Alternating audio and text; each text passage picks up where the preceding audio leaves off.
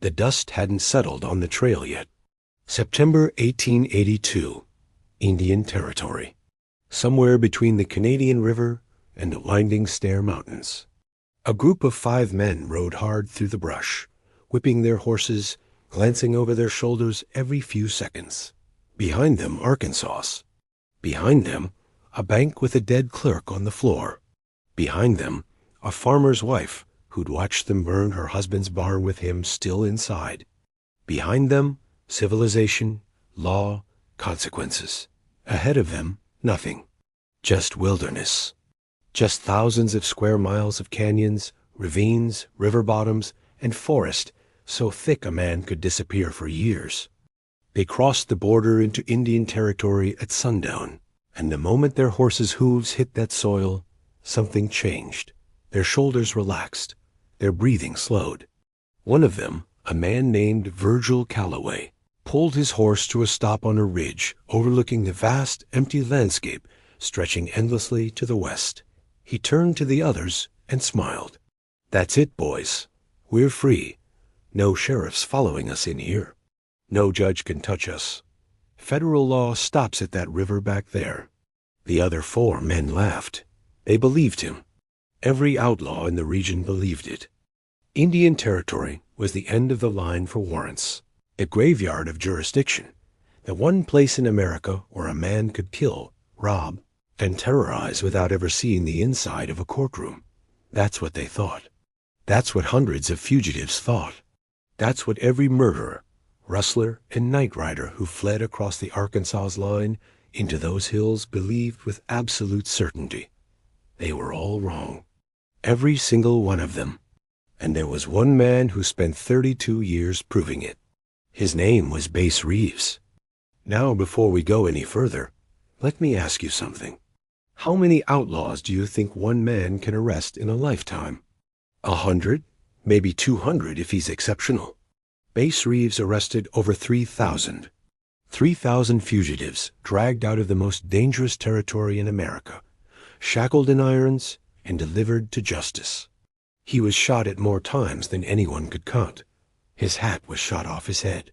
His belt was shot off his waist. His reins were shot out of his hands. But Bass Reeves himself was never hit. Not once in 32 years. Let that sit for a moment. Bass Reeves was born into slavery in 1838 in Crawford County, Arkansas.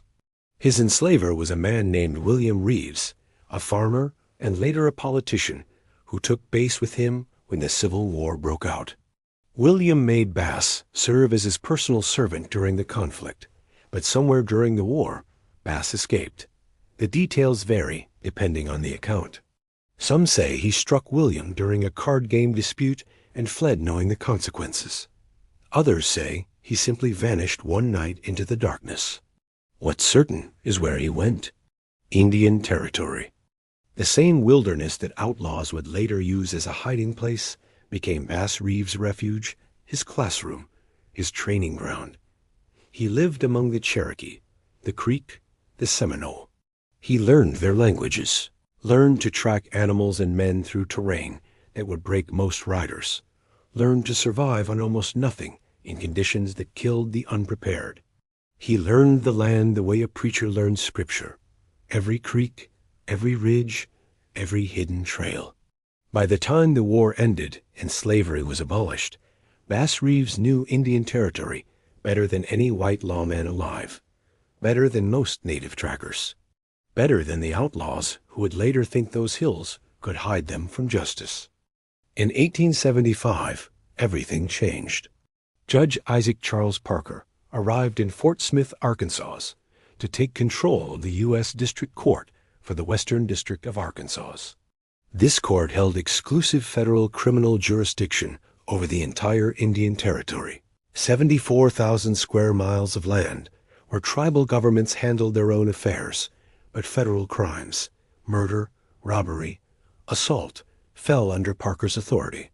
No exceptions, no borders, no safe zones. Parker looked at the state of the territory and saw chaos. Over the previous years, the region had become a dumping ground for the worst criminals in America. Men who committed murders in Missouri, fled south. Bank robbers from Kansas rode west. Night riders who terrorized black families in Arkansas disappeared into the hills. The territory had become America's largest criminal hideout, and the handful of marshals assigned to cover it were overwhelmed, outgunned, and often outmatched. Parker needed men who could ride into that wilderness and come back with prisoners. Men who knew the land, who could track, who could fight, who wouldn't turn back when the trails got dangerous. He needed men the outlaws wouldn't expect. James Fagan, the U.S. Marshal serving under Parker, had heard about a freedman living near Fort Smith, a man who stood 6 feet 2 inches tall, weighed over 200 pounds, could shoot a rifle with either hand, spoke multiple languages, and knew Indian territory like the back of his own scarred hands. Fagan brought Bass Reeves to Judge Parker's courthouse. The meeting lasted less than an hour. Reeves walked out with a badge, a stack of warrants, and a mission that would define the next 3 decades of his life. Bring them in. All of them. No matter where they hide. Are you paying attention right now? Good. Because what happens next is the part that history books should have made famous, but somehow forgot. Virgil Calloway and his 4 men, the ones who crossed into Indian territory, believing they were untouchable, set up camp near a creek in the Kiamachi Mountains. Dense forest, steep terrain, 15 miles from the nearest settlement. They built rough shelters, hunted deer, traded stolen goods with anyone desperate enough to do business with wanted men. Within 2 weeks, they'd established a small operation, a hideout that served as base for raids on travelers, settlers, and supply wagons moving through the territory.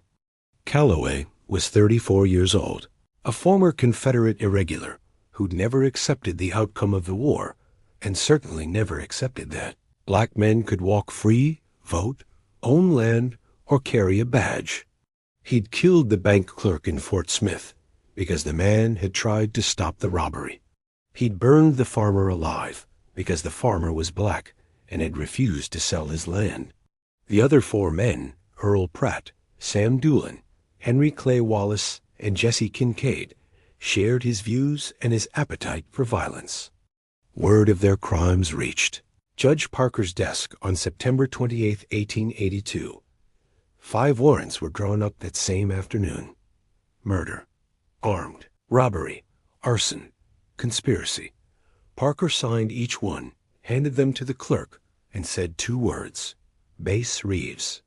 The warrants were delivered to Reeves at his home near Van Buren, Arkansas, at 7:15 the following morning.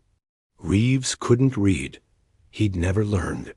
But he had every warrant read to him, memorized each name, each charge, each physical description. He could recall details from warrants issued months earlier with perfect accuracy. His mind held what paper couldn't give him.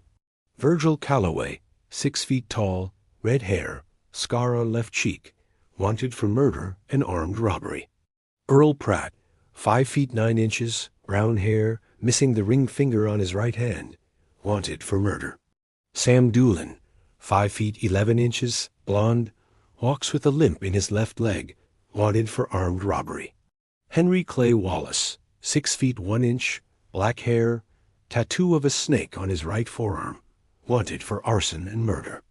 Jesse Kincaid, 5 feet 8 inches, thin build, nervous disposition, wanted for conspiracy and robbery.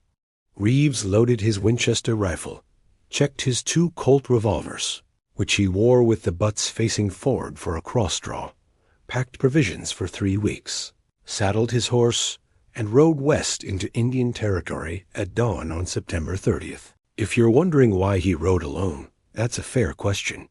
Reeves often rode with a posse, sometimes 2 or 3 men, a cook, and a wagon for transporting prisoners. But for jobs like this, deep wilderness, heavily armed targets, difficult terrain, Reeves preferred to work alone or with a single scout. Fewer men meant less noise. Less noise meant surprise. And surprise was Bass Reeves' greatest weapon after his revolvers. He rode for 3 days, covering nearly 90 miles of rough trail, fording the Poteau River, climbing into the Sans Bois Mountains, then dropping south toward the Kiamichi Range. Along the way, he stopped at settlements, trading posts, and Cherokee Nation homesteads. He spoke Creek and fragments of other tribal languages. He asked questions carefully, never revealing too much, never showing the warrants. He'd ask about strangers, about new arrivals, about men who paid for goods with coins instead of trade, men who kept to themselves, men who carried too many guns. At a trading post near present-day Talihina, a Choctaw woman told him about 5 white men camped near Jack Fork Creek. They'd come through 2 weeks ago, bought salt, ammunition, and whiskey, paid in gold coins. The woman remembered because gold coins were rare in the territory. Most people bartered. These men had money they shouldn't have had, and they were nervous, always looking over their shoulders, always keeping their hands near their weapons. How far? Reeves asked. 2 days' ride south. Maybe less if you know the shortcut through the ridge. I know it. Be careful, Marshal. Those men have mean eyes. Bass Reeves nodded, thanked her, and kept riding. Now here's something most people don't know about Bass Reeves. The man was a master of disguises. Not theater costumes, not elaborate wigs. Practical disguises that worked because they exploited what people expected to see and what they didn't. A 6'2" black man wearing a deputy marshal's badge would be spotted and shot at from a mile away. But a wandering preacher? A lost farmer? An old beggar shuffling down a trail? Nobody looked twice. On October 4th, Reeves made camp 5 miles north of where the Choctaw woman had directed him. He changed his appearance. Off came the marshal's coat, the gun belt visible at his waist, the hat that marked him as authority. On went a ragged coat, a battered hat, worn-out boots. He tucked his revolvers inside the coat, where they couldn't be seen, but could be drawn in under 2 seconds. He wrapped his Winchester in a blanket and tied it across his saddle like a bedroll. Then he rode toward Jack Fork Creek, looking every bit like an exhausted traveler who'd been on the trail too long. He found them at 4:30 in the afternoon. 5 horses tied near a creek. 2 rough shelters built from branches and canvas. A fire pit still smoking. 3 men visible, sitting around the fire, cleaning weapons. 2 more somewhere nearby, probably hunting or standing watch. Reeves didn't ride in. Not yet. He circled wide, studied the terrain from 3 different positions, noted escape routes, calculated fields of fire, identified cover. This was the part most people never understood about Reeves. He wasn't reckless. He wasn't a gunfighter who charged in looking for a shootout.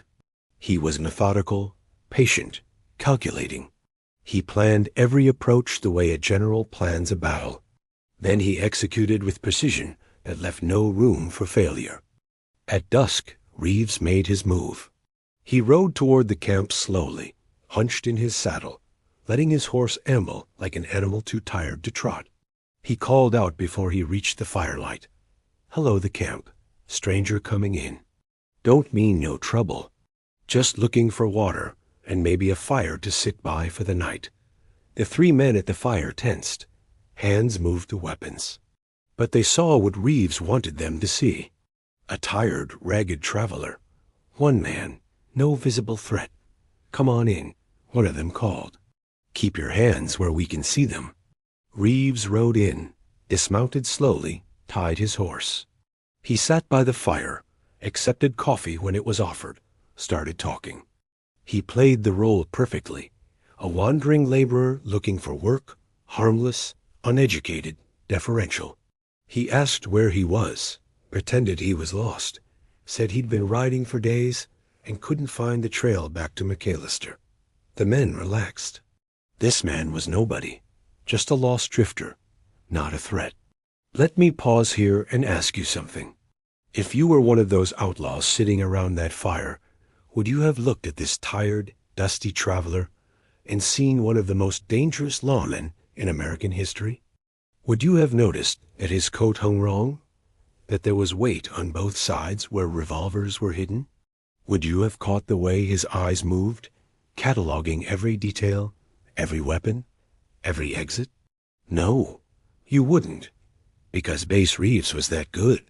Subscribe if you're enjoying this story, because what happens next is the part they should teach in every school in America.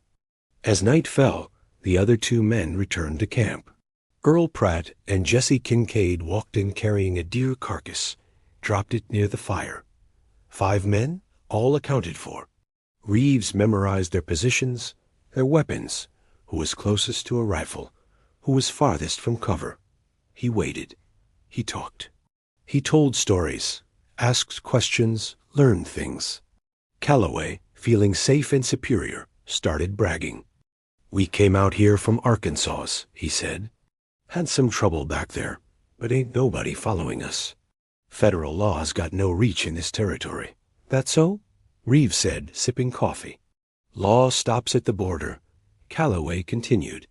"Judge Parker can sign all the warrants he wants. No marshal's crazy enough to ride 100 miles into this wilderness chasing 5 armed men." Reeves nodded slowly. "I reckon you're right about that. Nobody'd be crazy enough." At 2 o'clock in the morning, 4 of the 5 men were asleep. Jesse Kincaid was supposed to be on watch, but he dozed off against a tree, his rifle across his lap. Reeves moved. He'd pretended to sleep for 3 hours, lying motionless by the dying fire.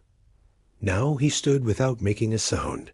32 years of tracking through Indian territory had taught him to move like smoke. He disarmed Kincaid first, lifted the rifle off his lap so gently that Kincaid didn't stir. Then he collected 2 more rifles leaning against a shelter, a shotgun near Calloway's bedroll, and 3 pistols from gun belts hanging on a branch. He placed them all 60 feet from camp, behind a boulder. Then he returned, drew both his Colts, and kicked the fire. Sparks flew upward. The men jolted awake. "United States Deputy Marshal," Reeves said. His voice carried the weight of a cannon shot in the silent wilderness. "I have warrants for the arrest of Virgil Calloway, Earl Pratt, Sam Doolin, Henry Clay Wallace, and Jesse Kincaid. You are all under arrest by order of Judge Isaac Parker, United States District Court, Western District of Arkansas. Do not reach for weapons you no longer have." The 5 men scrambled, hands grabbing for guns that weren't there, eyes wide, disoriented, panicked. In the firelight, they saw him clearly for the first time. Not a tired drifter, not a harmless wanderer. A man standing 6 feet 2 inches, 200 pounds, holding 2 revolvers with the steady hands of someone who'd used them 1,000 times before. And the badge, the silver badge of a United States Deputy Marshal, gleaming on his chest where it had been hidden under that ragged coat. Calloway found his voice first. You're that marshal, the black one." "I'm the one with warrants bearing your name," Reeves replied. "On your feet, hands out. All of you." Doolin made a break for it, jumped up and ran toward the horses. Reeves didn't chase him. He shifted his right Colt 3 inches to the left and fired once. The bullet hit the ground 2 inches in front of Doolin's feet. Doolin stopped like he'd hit a wall. "The next one hits you," Reeves said calmly. "And I don't miss twice. I've actually never missed once. So make your choice." Doolin raised his hands and walked back to camp. One by one, Reeves shackled them. He'd carried 5 sets of irons in his saddlebags, each pair heavy enough that the men could feel the weight of every crime they'd committed. While he worked, Calloway wouldn't stop talking. "You can't do this. This is Indian territory. Your court has no jurisdiction here." Reeves finished locking the shackles and looked at Calloway the way a teacher looks at a student who's failed the same test for the 10th time. "Judge Parker's court has federal criminal jurisdiction over every square inch of Indian territory. Has since 1871. Every murder, every robbery, every crime you committed falls under his authority. You could ride all the way to the Pacific Ocean, and these warrants would still be valid. There is no line you can cross. There is no border that stops federal law, and there is no place in this territory where I cannot find you." Calloway stared at him. "And how come nobody told us?" Reeves almost smiled. "I just did." The ride back to Fort Smith took 6 days. 6 days of hard trail with 5 prisoners shackled, tied to their saddles, riding single file with Bass Reeves at the rear, Winchester across his lap, eyes never resting. Think about that for a moment. 1 man, 5 prisoners, 100 miles of hostile wilderness. Any other lawman would have waited for a posse, would have requested backup, would have considered the risk too great. Reeves had been doing this for 7 years already. He'd bring in larger groups before. Once he brought in 17 prisoners at one time from a single expedition.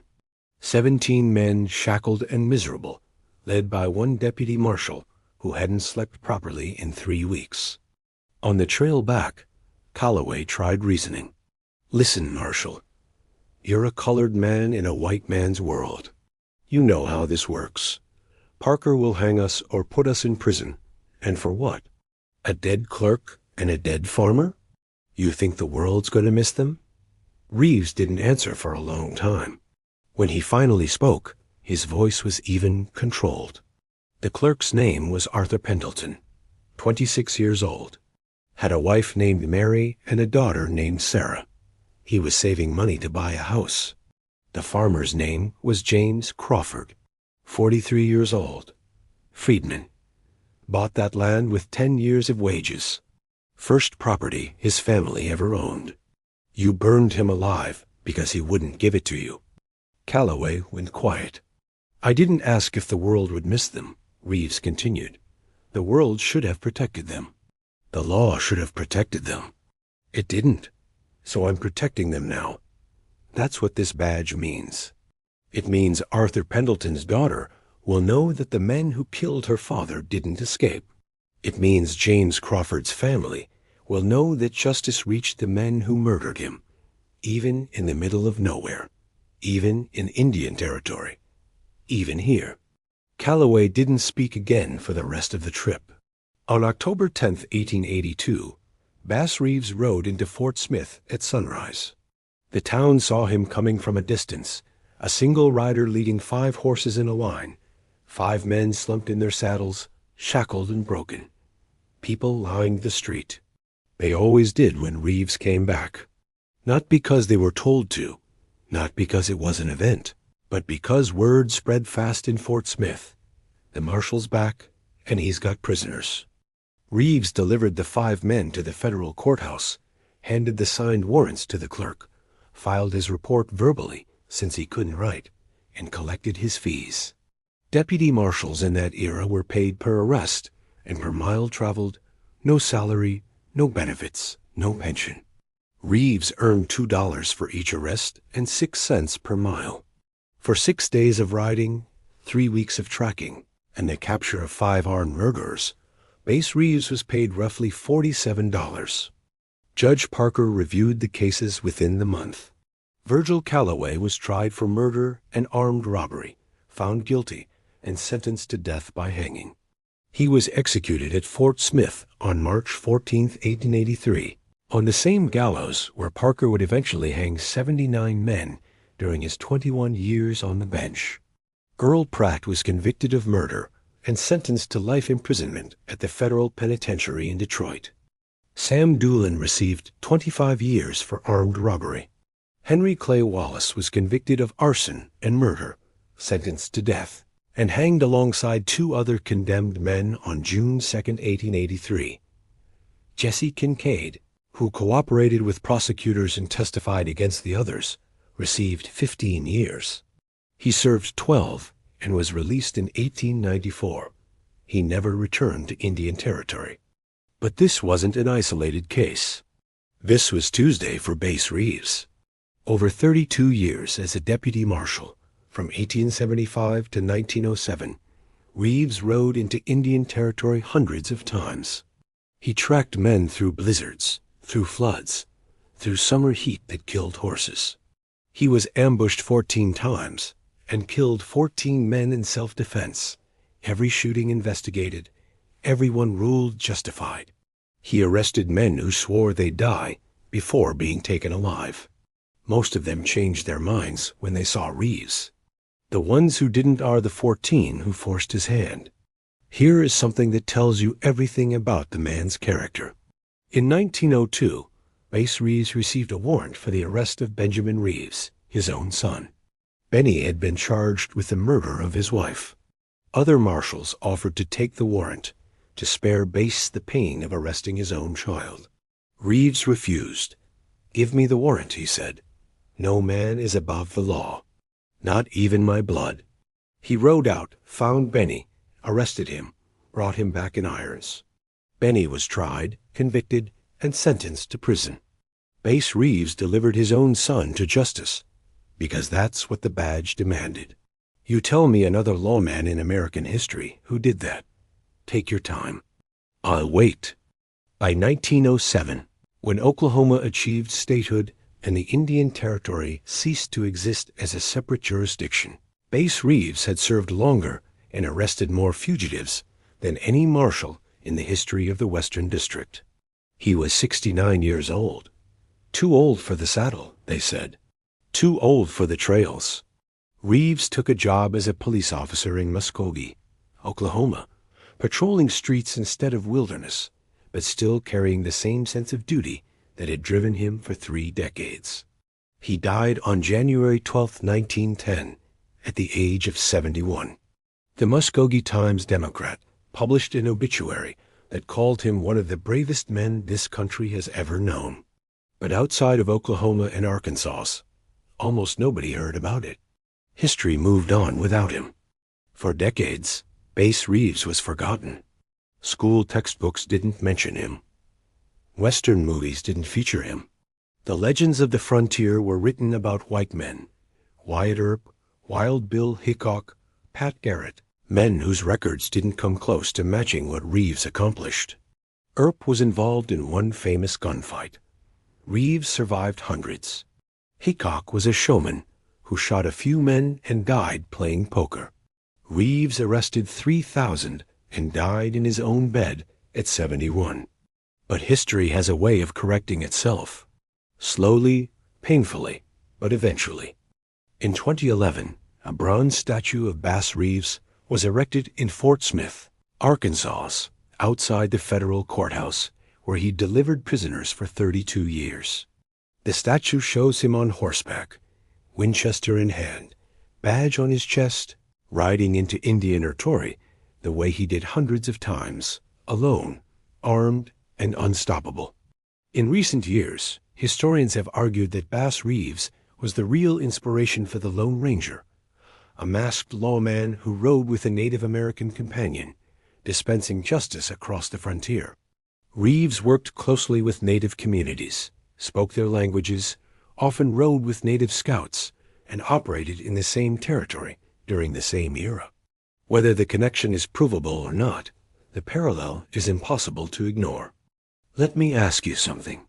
Think about the world Bass Reeves lived in. A formerly enslaved black man wearing a federal badge in the 1870s, riding into territory controlled by outlaws, some of whom had fought for the Confederacy, some of whom belonged to organizations that existed specifically to terrorize black people. Every time he pinned that badge on his chest, he was defying every expectation, every prejudice, every limitation that America tried to place on him. And he didn't just survive. He became the most effective lawman in the entire federal system. 3,000 arrests, 0 missed shots, 32 years without being wounded. If that's not the greatest law enforcement career in American history, I'd like to hear what is. The 5 men who crossed into Indian Territory in September 1882, the ones who laughed and said federal law doesn't reach this far, they represent every outlaw who made that mistake. Hundreds of fugitives fled into that territory between 1875 and 1907, convinced that the wilderness would swallow them, that no judge's warrant could cross those rivers and mountains, that no marshal would risk his life riding alone into 100 miles of hostile terrain to arrest men who'd kill him on sight. They were all wrong, Because Bass Reeves didn't recognize borders, didn't recognize limits, didn't recognize the idea that any place in America was beyond the reach of justice. He carried those warrants like they were sacred documents, memorized every name and every face, and he rode until he found them. Every time. Without exception. They thought federal law didn't reach Oklahoma. Bass Reeves proved them wrong. Not once, not twice. Over 3,000 times. When outlaws fled across the line believing no warrant could follow, the Black Marshal rode deeper, faster, and harder than anyone expected. He rode through blizzards and droughts, through ambushes and gunfights, through 32 years of a territory that tried to kill him every single day. And he never stopped, because for Bass Reeves, the badge wasn't a job. It was a covenant, a promise that the law would reach everywhere, that justice would find every man who thought he was above it, and that no hideout, no distance, no illusion of safety could outrun the unbreakable authority of a United States Deputy Marshal. 3,000 arrests, 14 gunfights survived, 32 years of service. One son arrested by his own father because the law demanded it. 0 wounds, 0 failures. One man against the wilderness, against the outlaws, against every system that said a black man couldn't carry a badge, couldn't enforce the law, couldn't be the greatest marshal who ever lived. Bass Reeves answered all of it the same way. He saddled his horse, loaded his Winchester, pinned on his badge, and rode into Indian Territory. And every single time, he came back with prisoners. If this story gave you something, if it made you see a piece of American history that most people never hear about, subscribe if you like this video. Drop a comment and tell me, why do you think Bass Reeves was left out of history books for so long? Was it an accident? Or was it something else? Turn on notifications, because we're bringing you the stories that the textbook forgot, the ones that deserve to be remembered, the ones that prove history is bigger, deeper, and more extraordinary than anyone taught us. Remember Bass Reeves. 1838 to 1910. The greatest lawman the West ever produced. The man who proved that federal law reached everywhere. The reason outlaws stopped laughing when they crossed the border. Rest in power.